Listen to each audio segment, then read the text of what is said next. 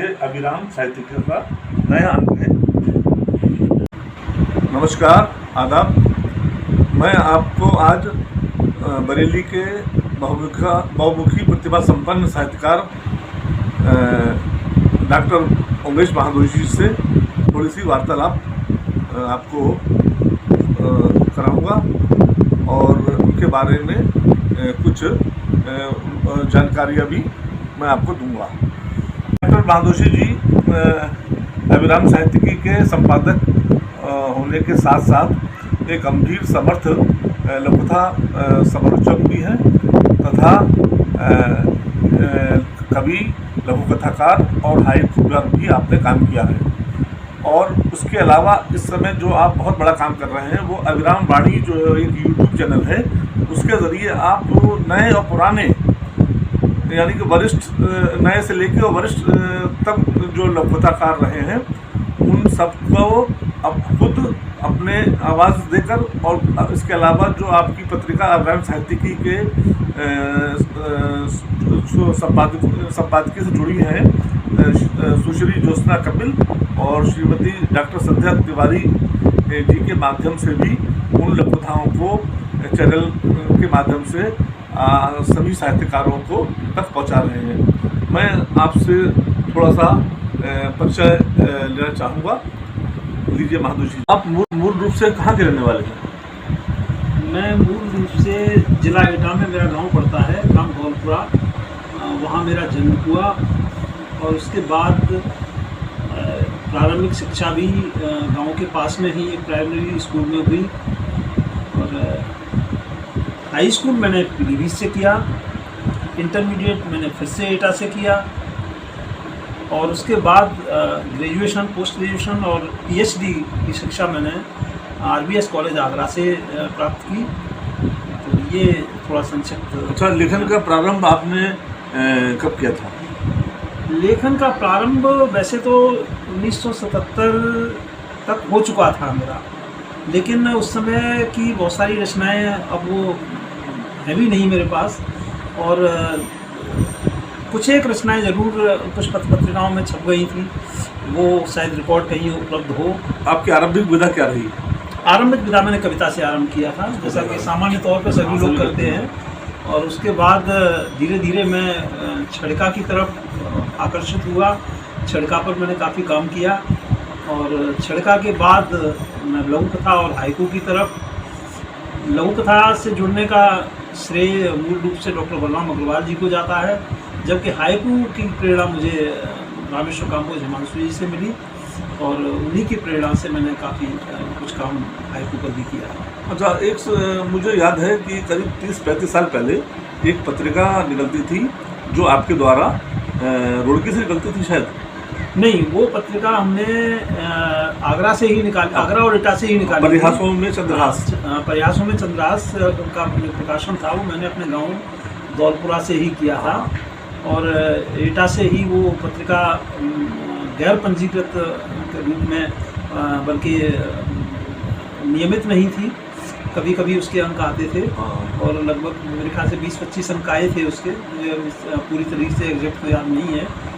और उसके बाद में उस पत्रिका को नई कविता की चूँकि पत्रिका थी वो, उसको मैंने दूसरे रूप में लाने की कोशिश की थी। तब मैंने उसे अभिराम नाम से प्रारंभ किया था और उस समय वो पत्रिका शामली, जिला मुजफ्फरनगर में उस समय पड़ता था, आजकल तो स्वयं में जिला, वहाँ से उसका प्रकाशन आरंभ किया था। लेकिन प्रेस की व्यवस्था न होने की वजह से वो उसके 2 अंक साइक्लो स्टाइल फॉर्म में आए। मैं आपने निकाली थी वो? हाँ, वो साइक्लो स्टाइल फॉर्म में 2 अंक आए थे। उसके बाद बंद हो गई वो? उसके बाद बंद हो गई। मैं थोड़ा अपनी नौकरी की व्यस्तताओं में रहा काफ़ी, वो पीरियड। साहित्यिकी को नियमित रूप से कब निकालना शुरू किया? ये मैंने 2010 मार्च 2010 में पहला अंक आया था। अच्छा। और उस समय इसे समग्र साहित्य की पत्रिका के रूप में मैंने आरंभ किया था। उस समय तक चूँकि मैं नौकरी से रिजाइन कर चुका था। अच्छा।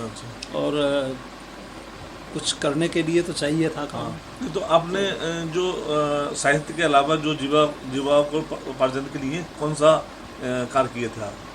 कोई नौकरी की थी देखिए, आपने? मैं ओरिएंटल बैंक ऑफ कॉमर्स में नौकरी करता अच्छा था, अच्छा अच्छा और कुछ परिस्थितियों बस 2009 में मैंने नौकरी छोड़ दी थी। अच्छा अच्छा उसके बाद मैं लगभग 1 साल तक थोड़ा योजना बनाई, और अंत में अभिराम साहित्यिकी के रूप में ये पत्रिका सामने आई, जिसमें मुख्य फोकस लघु कथा पर रहा। अच्छा अच्छा। जी। अब तक आपकी पुस्तकें कितनी प्रकाश में आ चुकी हैं? अब देखिए, 44 अंक अब तक आ चुके हैं अभिराम साहित्यिकी के पुनर्प्रकाशन से, 2010 से लेकर अच्छा, के अच्छा। अभी तक 44 अंक प्रकाशित हो चुके हैं अच्छा, करीब। नहीं मतलब आपकी जो अपनी एकल पुस्तक जो है, मेरा केवल एक छड़का संग्रह आया है। छड़े संग्रह। अच्छा हाँ, जो आकाश में धरती नहीं है अच्छा अच्छा शीर्षक से था, और एक संकलन हमने सीपियाँ और सीपियाँ करके भी नाम से जो है छड़का संकलन प्रकाशित अच्छा, किया अच्छा, था। अच्छा। इसके अलावा छड़का की एक पत्रिका आहट नाम से शुरू की थी कभी डॉक्टर बलराम अग्रवाल जी के साथ मिलकर के, लेकिन उसका एक ही अंक आ पाया था।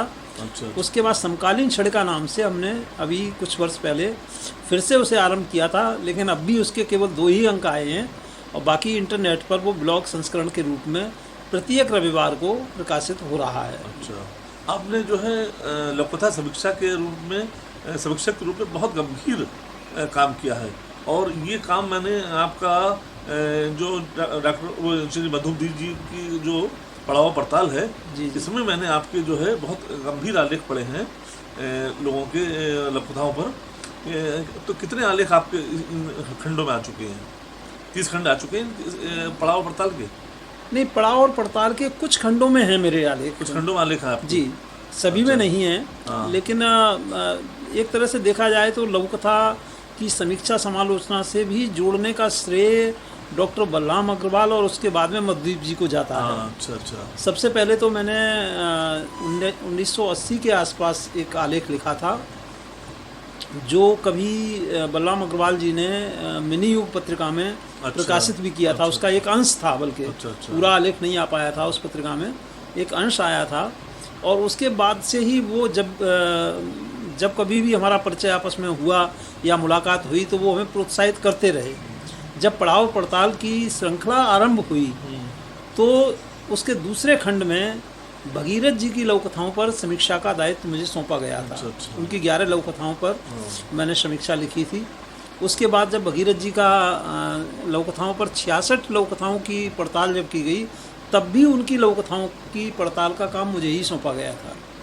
मतलब मैंने आपका साहित्य अमृत में भी एक आलेख देखा है लघुकथा पर। जी जी जी। और इधर जो है ये लघुकथा कलश जो आ रही है, जी जी जी। इसमें भी मैंने आपके आलेख देखे हैं। जी जी। और इस समय जो नया अंक आया है शायद उसमें भी आपका आलेख है, उत्तर प्रदेश के लघुकथाओं पर। जी जी। हाँ, तो वो देखा तो नहीं मैंने भी आलेख, क्योंकि वो अंक नहीं आया है, लेकिन मैंने उस एक अनुक्रम में पढ़ा था वो आपका आलेख। जी जी जी, वो पत्रिका आ चुकी है। और अच्छा। उसमें काफ़ी बड़ा वो आलेख है। योगराज जी चाहते थे कि कुछ राज्यों के लघुकथाकारों पर केंद्रित उन्होंने आलेख लिखवाए थे, जिनमें उत्तर प्रदेश के लघुकथाकारों पर आलेख लिखने का दायित्व मुझे सौंपा था। मैंने कोशिश की है उसमें कि यथाधिक लघुकथाकार शामिल हो जाएं, लेकिन देखिए इतना बड़ा प्रदेश है और सभी लोगों से हमारा भी परिचय नहीं है। सभी किताबों भी, इतनी पुस्तकें भी उतनी उपलब्ध नहीं हो पाई कि मैं एक एक को ढूंढ करके उसमें शामिल कर पाऊँ। लेकिन जितना भी मेरे से बन सका, इष्ट मित्रों से पूछा, तो जो जानकारी मुझे मिल पाई, वो उस जानकारी उस आलेख के अंदर मैंने शामिल करने का प्रयास किया है। हाँ, क्योंकि ये लघुकथा आलेख मेरी नज़र में लिखना बहुत कठिन है। ये एक बहुत गंभीर काम है, और हर लघुकथाकार जो है वो आलोचक नहीं हो सकता। आपने आलोचना में बहुत बड़ा काम किया है अब तक। मैंने देखिए, ये कितना बड़ा काम किया है खान साहब, ये तो आप या और इष्ट मित्र ही बता सकते हैं। लेकिन मेरी कोशिश रही है कि चूँकि समकालीन लघुकथा अपने समय के साथ जुड़ कर के आगे बढ़ती है, तो उसमें जिस तरह की चीज़ें शामिल होती आई हैं समय के साथ में, उन चीज़ों को हम हाईलाइट कर पाएँ, और लघुकथा की जो वास्तविक रूप है, उसका जो अद्यतन रूप है, उसे सामने ला पाएँ। ये मेरा प्रयास रहा। साहित्य अमृत में आलेख लिखने के लिए जब डॉक्टर बलराम अग्रवाल जी ने मुझे सौंपा था, तो उसमें भी मेरी यही कोशिश थी कि नई और पुरानी पीढ़ी की लघु कथाओं में किस तरीके से अपने समय को प्रतिबिंबित किया गया है, वो चीज़ कम से कम हाईलाइट हो सके, और लघु कथा किस तरीके से अद्यतन हुई है, तो वो मैंने थोड़ा सा कोशिश की है। अब कितना मैं सफल हो पाया हूँ वो नहीं, बहुत पाठक लोग ज़्यादा अच्छे से मैंने ये देखा है डॉक्टर साहब, इधर लघु कथा में गुटबंदी ज़्यादा हो गई है, गुटबाजी बहुत हो गई है। मतलब एक लोगों ने अपने अपने एक खेमे बना लिए हैं, मठ बना लिए हैं, और वो आपस में ही बस एक दूसरे के उसमें रहते हैं। अब जैसे बहुत से लोग हैं पुराने लोग, उन्होंने अपने हिसाब से जैसा लिखा था, अब नए लोग जो है अच्छा लिख रहे हैं, ये मानता हूँ मैं। लेकिन हमें पुरानों को भी जो है एक तरह से उपेक्षित नहीं करना चाहिए।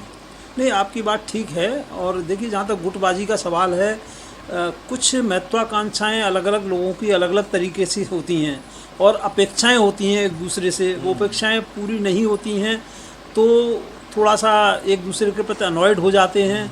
इसे आप गुटबाजी के रूप में कह लें या जैसे भी कह लें, लेकिन मेरा मानना ये है कि अगर हम काम कर रहे हैं और सबके साथ मिल कर के काम कर रहे हैं, सबको साथ लेकर के काम कर रहे हैं, तो ये प्रश्न बहुत बड़ा नहीं रह जाता गुटबाजी का। और मैं तो ये कहूँगा कि लघु कथा का ये सौभाग्य है कि थोड़ी बहुत गुटबाजी अगर है भी तो वो उतना बड़ा सवाल नहीं बन पाई है कि उससे लघु कथा का बहुत बड़ा अहित हो पाए। और नई पीढ़ी के लोग, जैसा कि आपने कहा, काफ़ी प्रतिभा संपन्न लोग सामने आए हैं। और मैं ये भी देख रहा हूँ कि जो वरिष्ठ लोग हैं उन्होंने भी उन लोगों को प्रोत्साहित करने में कोई कंजूसी नहीं बरती है। तो मुझे ये लगता है कि छोटी मोटी चीज़ें चलती रहती हैं, लेकिन बड़ा सवाल ये होता है कि हम कुल मिलाकर के अपनी विधा को और अपने साहित्य को समय के साथ जोड़ते हुए कितना आगे ले जा पा रहे हैं। हाँ, बिल्कुल सही बात। तो ये चीज़ मुझे ज़्यादा बड़ी लगती है। इसलिए देखिए, घर में भी होता है कि अगर 4 लोग हैं तो 4 तरह की बातें होंगी, कहीं ना कहीं आपस में टकराव भी होते हैं, तो वो छोटे मोटे। बाकी कई बार तो देखा जाए तो दूसरी विधाओं में जो हुआ है, कई विधाओं में जैसे कविता के अंदर हुआ है कि नई कविता वालों को नवगीत वाले नई कविता वालों को जिस तरह से प्रश्न उठाते हैं और जिस तरह की भाषा इस्तेमाल करते हैं, कम से कम लघु कथा में वो चीज़ नहीं है अभी। कहानियों में जैसे कहानी, नई कहानी। तो मैं ये समझता हूँ कि ये इस मामले में देखा जाए तो साहित्य की तमाम विधाओं के बीच में छड़िका और लघु कथा 2 ऐसी विधाएं हैं जो अभी भी बहुत अच्छे स्तर से आगे बढ़ रही हैं। छड़िका तो मैं देखता हूँ बहुत साफ सुथरी उसमें चल रही है। जी। लेकिन लघु कथाओं में जो है वो होता है ना, समय कितना बड़ी होनी चाहिए, कितनी छोटी होनी चाहिए, मतलब और कौन कौन से तत्व होने चाहिए, इस पर बड़ी बहस चली है पिछले दिनों। देखिए, आकार की जहाँ तक बात लघु कथा में आप करना चाहते हैं, तो मैं कभी भी आकार के साथ लघु कथा को जोड़ नहीं पाता। बिल्कुल नहीं जोड़ सकते हम। इसलिए मेरा मानना ये है कि लघु कथा का अपना एक जो कंटेंट होता है, उसकी जो मांग है वो आकार अपने आप डिसाइड करती है। अपने वो आकार 4 लाइन का हो या 40 लाइन का हो। सही बात है। यदि मुख्य चीज़ ये है कि लघु कथा किस चीज़ पर, लघु कथा के अंदर मेरा मानना ये है कि समस्या या अनुभूति केंद्रित होती है। यदि समस्या और अनुभूति को आप अच्छे से अभिव्यक्त कर पा रहे हैं तो वो लघु कथा में लघु कथा बनेगी, अदरवाइज वो कहानी या दूसरी विधाओं की तरफ चली जाएगी। बिल्कुल। तो इसी लघु कथा का अपना एक कंटेंट है, अपना एक बात कह के खत्म जहाँ हो जाए। जी, बस वो लघु कथा खत्म हो गई। जी। अब हम उसमें आकार देखें कि कितनी बड़ी है, कितनी छोटी है। ये तो कोई, देखिए, कोई भी रचना हो, आप कविता को ले लीजिए, आप कहानी को ले लीजिए, आप उपन्यास को ले लीजिए, आप लघु कथा को ले लीजिए, अपने स्वभाव के हिसाब से जो विधागत स्वभाव होता है, जो हर विधा का अपना एक विधागत स्वभाव होता है, उस स्वभाव के अनुसार अगर आप रचना को लेकर के चलेंगे तो एक निश्चित बिंदु पर जाकर के वो समाप्त हो जाएगी, स्वतः समाप्त हो जाएगी। और वहीं उसकी मैं समझता हूँ कि पूर्णता है। तो इसलिए ये कहना कि एक रचना इतनी बड़ी होनी चाहिए, उतनी, ये तो एक आर्टिफिशियल चीज़ हो जाएगी। एक सांचे में ढालना चाह रहे हैं उसे। तो ये चीज़ कम से कम मैं समझता हूँ कि नहीं होनी चाहिए। लेकिन चलिए, चर्चा होती है, लोगों के अपने अपने दृष्टिकोण हैं, विचार हैं, और मैं समझता हूँ कि जब विचार व्यक्त किए जाते हैं तो उन्हीं में से कुछ अच्छी चीज़ें भी निकल के आती हैं। लघु कथा के समीक्षा बिंदु जो पुस्तक है, जिसका बहुत बड़ा आलेख आपका उसमें है, आपने काफ़ी कुछ उसमें समेटा है इस बात को। और मैंने बड़ा उससे पढ़ा है, गहराई से पढ़ा है उसको। मतलब आपने हर चीज़ को उसमें समेटा है लिखे, और बहुत बड़ा आलेख दिया है आपने।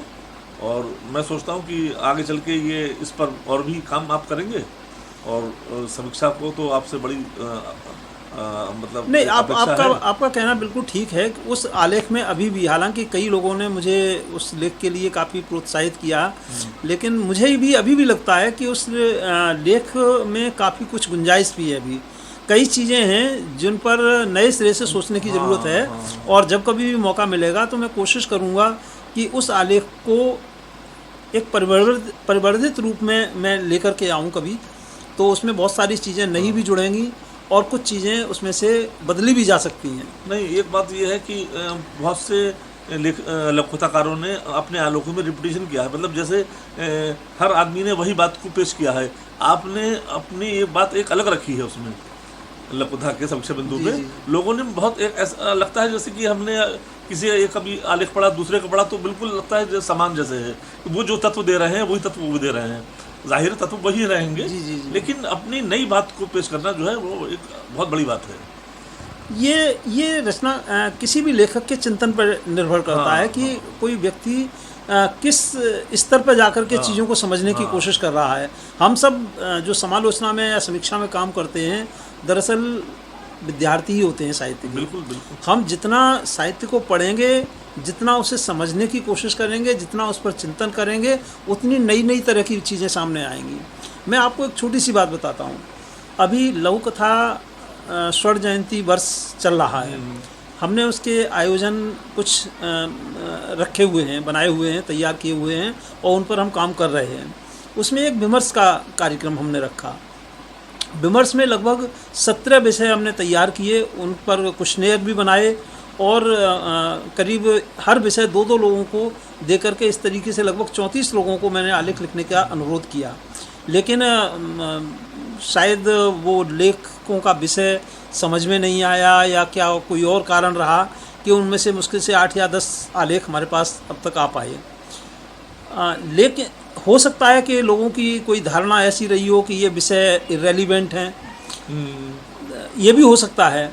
लेकिन मुझे ये लगता है कि अगर हम नए तरीके से सोचने की कोशिश करेंगे तो लघु कथा हो या कोई भी विधा हो, उसके विभिन्न पक्षों पर हम ज़्यादा अच्छे तरीके से काम कर पाएंगे। लेकिन इसके लिए आपको लघु कथाओं का अध्ययन और उनके अंदर विद्यमान तत्वों की पहचान करनी पड़ेगी। आप नहीं करेंगे तो घिसी पिटी चीज़ों से कि भाई इतने पंक्ति का होना चाहिए, ये चीज़ होनी चाहिए, कथानक होनी चाहिए, कथ्य होना चाहिए, ये तो सामान्य चीज़ें हैं। ये तो ढांचा है लघु कथा का।